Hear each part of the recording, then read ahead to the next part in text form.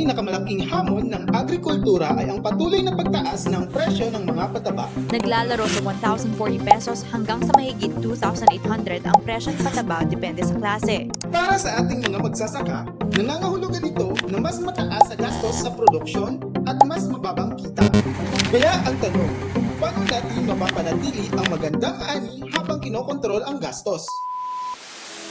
Ipinakikilala ang Farm Smart Approach. I-adjust ang paggamit ng NPK at samahan ito ng DPF. Ang DPF ay tumutulong para mas ma-absorb ng pananim ang NPK. Pinabubuti ang nutrient efficiency at sinusuportahan ang malusog na paglaki ng pananim kapag ginamit kasabay ng tamang fertilization.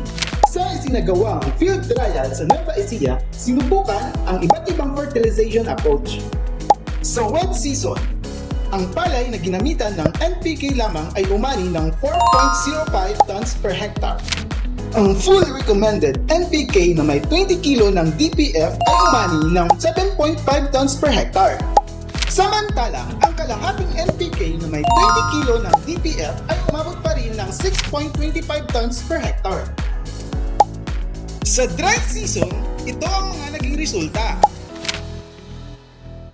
Ipinapakita nito ang malaking pagtaas ng ani kapag isinama ang DPF sa fertilization program. Ipinapakita ng mga resultang ito na may dalawang posibleng diskarte depende sa layunin ng magsasaka. Una, bawasan ang NPK at dagdagan ng DPF upang makatipid habang nakakamit pa rin ang mas magandang ani. Ikalawa, sundin ang recommended rate ng NPK at dagdagan ng DPF upang makamit ang maximum na ani at kita. Nagbibigay ito ng flexibility sa magsasaka base sa budget, panahon at kondisyon ng bukid. Sa tamang diskarte, mas matutulungan nating maging mas matatag, mas matipid, mas produktibo ang ating mga magsasaka. Farm Smart!